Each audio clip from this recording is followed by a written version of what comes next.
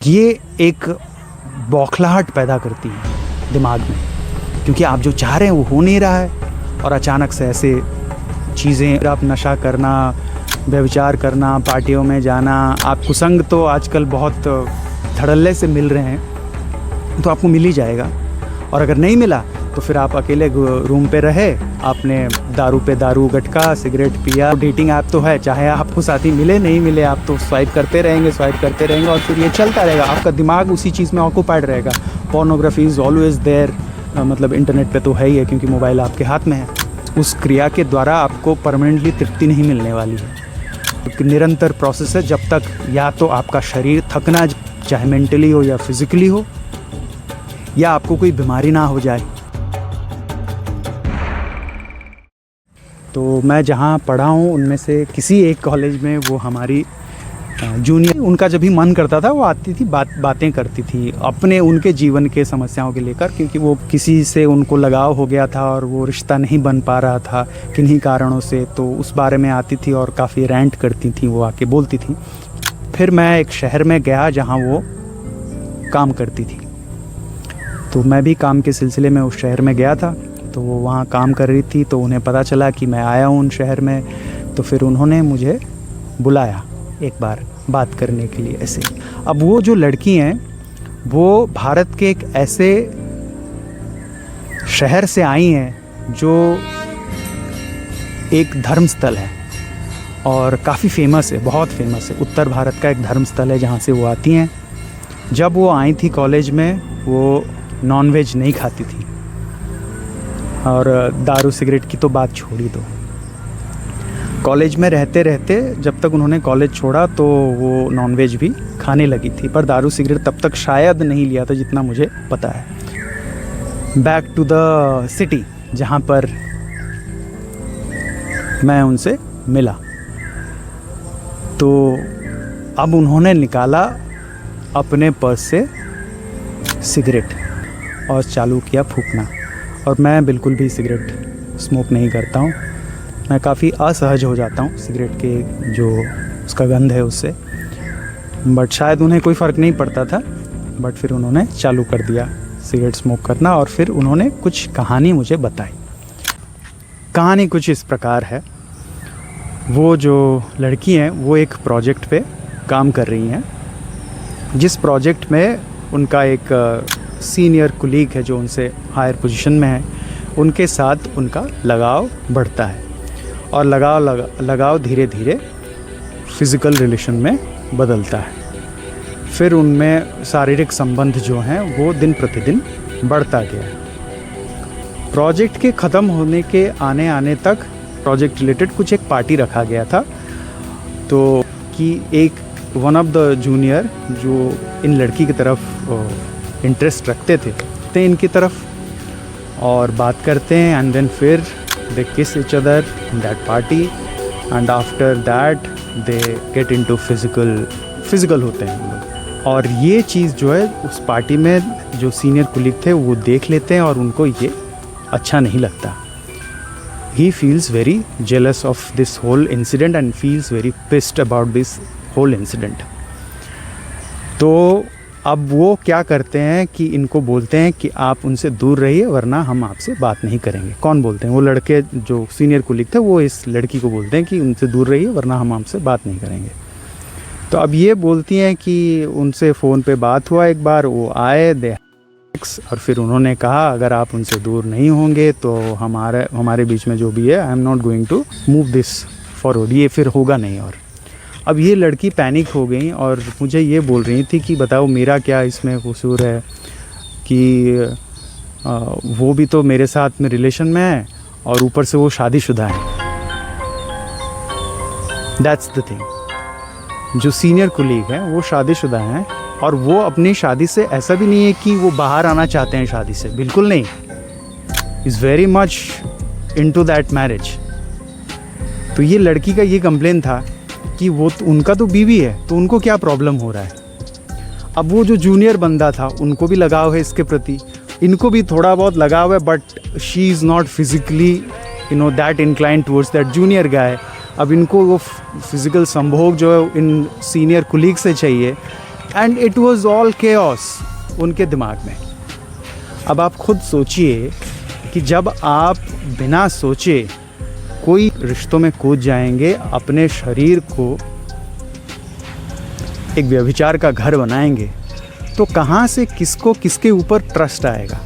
क्या पता जो जूनियर लड़का उनको भी पता हो इनके बारे में, and he just wants to take advantage of the situation. चलो ठीक है भाई, इनके साथ तो वो है ही फिजिकल, तो मैं भी हो लेता हूँ इसमें।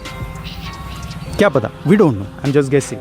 नहीं भी हो सकता है, maybe that junior guy is serious about it. तो अब ये है कि माजरा कि उनका जो दिमाग है पूरा का पूरा इस चीज़ को लेकर काफ़ी असमंजस में है, और दिमागी संतुलन जो है वो स्टेबल नहीं है।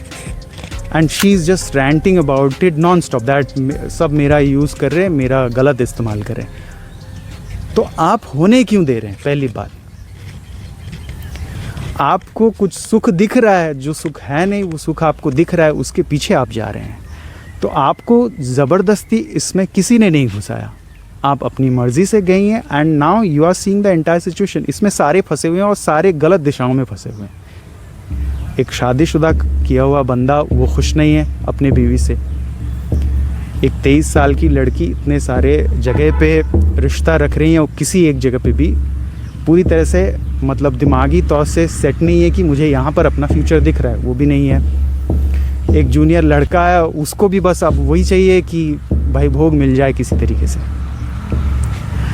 तो ये तो हुआ पहला वाक़या कि क्या हो रहा है जब आप इतने सारे फिज़िकल रिलेशन में जाएंगे। विश्वास किसी का भी किसी के ऊपर नहीं रहेगा, चाहे आप सत से जाएं असत से जाएं। यहाँ पर तो अब ट्रस्ट तो बिल्कुल किसी को किसी के ऊपर नहीं है। दूसरा वाक़या कुछ ऐसा है कि मैं वृंदावन गया था, तो पहली बार वृंदावन गया था, तो वहाँ पर एक टूरिस्ट सेंटर करके जगह है, वहाँ पर मैं रुका हुआ था। और वहाँ 2-3 दिन रुकने के बाद एक बंदा जो है वो आते हैं उस जगह पे, व्यक्ति, और वो मतलब एक ऐसा है, वो एक बड़ा सा हॉल था, वहाँ पर बहुत सारे बेड लगे हुए थे, तो you can just take any one of the bed and stay there. अब वो बंदा वहाँ पर बैठ रहे हैं, खाली इधर उधर हो रहे हैं। हम तो चले गए बाहर घूमने के लिए, फिर मतलब दर्शन के लिए हम चले गए। फिर हम जब शाम को आए, देख रहे हैं कि बहुत शराब का जो गंध है वो आ रहा है। हमें पता चल गया कि उनसे ही आ रहा है। अब वृंदावन में बैठे कहाँ से वो शराब लेके आए, पिए, और फ़ोन लगा रहे हैं, फ़ोन पे किसी से बात कर रहे हैं और खूब गाली गलौज कर रहे हैं फ़ोन पे।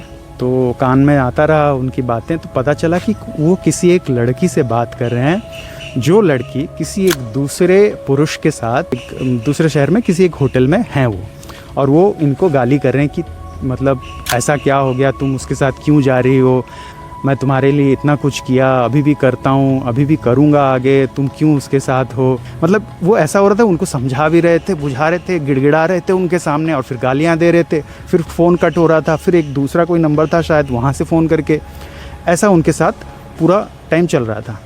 अब अचानक से फिर से उन्होंने फ़ोन लगाया, फिर अब जो लहजा था बात करने का वो थोड़ा बदला। यहाँ पर किसी और जन के साथ बात कर रहे थे, इट सीम्ड कि वो और एक लड़की के साथ बात कर रहे थे। अब इस बार जो टोन था, ऐसा लग रहा था कि कोई जाना पहचाना लड़की है जिनसे बात कर रहे हैं, मतलब कोई रिश्ते वाला है, उनसे बात कर रहे हैं, और उनको बोल रहे हैं कि देखो तुम्हें घर छोड़ के नहीं जाना चाहिए था। तो वहाँ से पता चल गया कि ये अपनी बीवी से अब बात कर रहे हैं। अब उनकी बीवी को बोल रहे हैं कि देखो आपको तो पता है मैं ख़राब हो गया हूँ, बट आप चाहो तो मुझे सुधार सकते हो, मैं सुधरने के लिए तैयार हूँ, आप वापस घर आ जाओ, आपके बिना कुछ नहीं हो सकता है, आप ही मुझे सुधार सकते हो, मैं वादा करता हूँ मैं सुधर जाऊँगा। ये बहुत सारा बहुत कुछ वो मैनिपुलेट करने की कोशिश कर रहे थे अपनी बीवी को, और बातों से पता चला कि उनकी बीवी जो है वो मायके चली गई हैं। सेम वे जब बीवी से बात ख़त्म होता है, फिर इस लड़की को फ़ोन करते हैं, फिर उसके सामने गिड़गिड़ाते हैं, गिड़गिड़ाने के बाद फिर गाली गलौज करते हैं। ये पूरा रात चलता रहा वृंदावन में बैठे। आप सोच सकते हैं वृंदावन में बैठे कोई आया व्यक्ति जो वृंदावन में बैठे ये कर रहा है।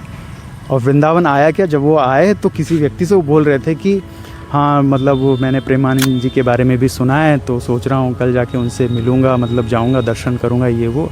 कहीं नहीं गए वो। 2 दिन रुके, वो कहीं नहीं गए। पूरा समय उन्होंने यही किया, फ़ोन पे गाली गलौज किया बस, और वहीं पड़े रहे।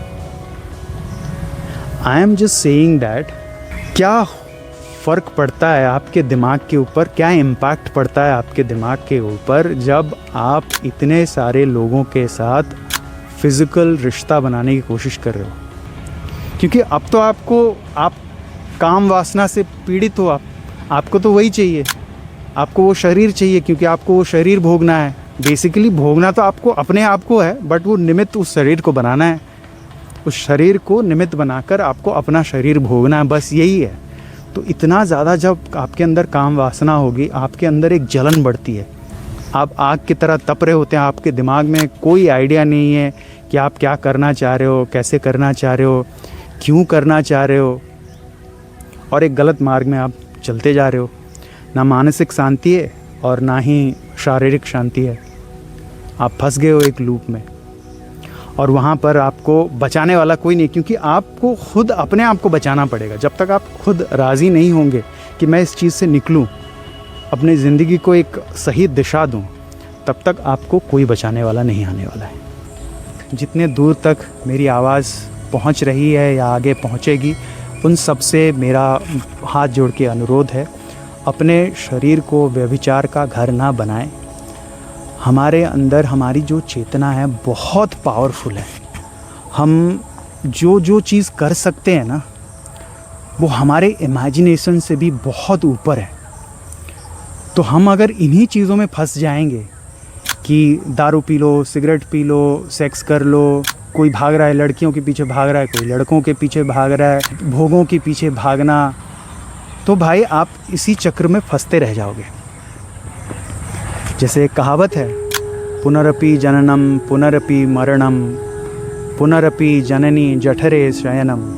तो ये चलता रहेगा चक्र, ऐसे ही पैदा होते रहोगे और इसी चक्र में घूमते रहोगे, फंसते रहोगे। आपको नहीं पता, शायद इस जन्म में आपको लग रहा है कि मुझे बहुत सुख मिल रहा है, मेरे पास धन दौलत है, मेरे पास वो सारी सुख सुविधाएं हैं, मैं भोग रहा हूँ सब कुछ बड़े अच्छे से, मेरे जीवन में कोई दिक्कत नहीं आ रहा। हो सकता है इसी जीवन में आपके जीवन में बहुत सारी दिक्कतें आ जाएं अचानक से, और हो सकता है कि इस जीवन में ना आए, बट अगले जीवन में आ जाएं, वो आपको तो नहीं पता। अगर आप इस चीज़ का काउंटर करके ये बोलेंगे कि अगले जीवन किसने देखा है, तो आपको नमस्कार, आपकी सोच को नमस्कार। जिनको बदलना है, सुधरना है, वो अपने जीवन को सतराह पर, सतमार्ग पर लेके आएँ। मुझे लगता है कि अभी आज वो समय है, वो दिन है जब आप ये सोचना शुरू करें कि मुझे इन चक्करों में नहीं फंसना है, मुझे अपने जीवन को सही राह पे लगाना है, एक जीवन को सत उद्देश्य देना है, एक अच्छा जीवन बिताना है। कोई भी भोगों से वो तृप्ति आपको नहीं मिलने वाली है। जैसे एक रसगुल्ला खाने के बाद या 10 रसगुल्ला खाने के बाद या 30 रसगुल्ला खाने के बाद आपको ये तो नहीं हो जाएगा भाई हो गया, जीवन भर का मेरा हो गया, अब तो मैं नहीं खाने वाला।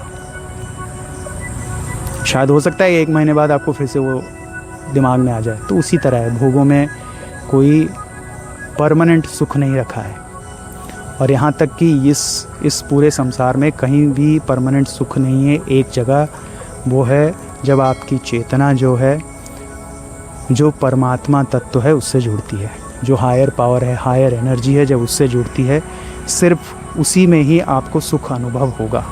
अब अपने आप को हम अगर उसके सरेंडर करते हुए एक सही मार्ग पे सही दिशा में चलें, तो हमारा जो जीवन का, ये जो मानव जीवन का उद्देश्य है, वो सफल हो पाएगा। बहुत बहुत शुक्रिया, बहुत बहुत धन्यवाद। आशा करता हूँ कि मैंने किसी को अपने मंतव्य से आहत नहीं किया। आप लोगों की जो भी राय हो, जो भी प्रतिक्रियाएं हो, कृपया मुझे अपने कमेंट बॉक्स में लिखकर बताएं। और अगर आपको लगा कि मैंने सही कहा तो आप इसे दूसरे लोगों के साथ शेयर करें, ताकि वो लोग भी अपनी जो मत हैं वो रख सकें, और मुझे पता चले कि कहीं मैं तो कुछ ज़्यादा नहीं बोल गया। तो आप लोग बताएं। बहुत बहुत धन्यवाद। नमस्कार, प्रणाम, सत श्री अकाल।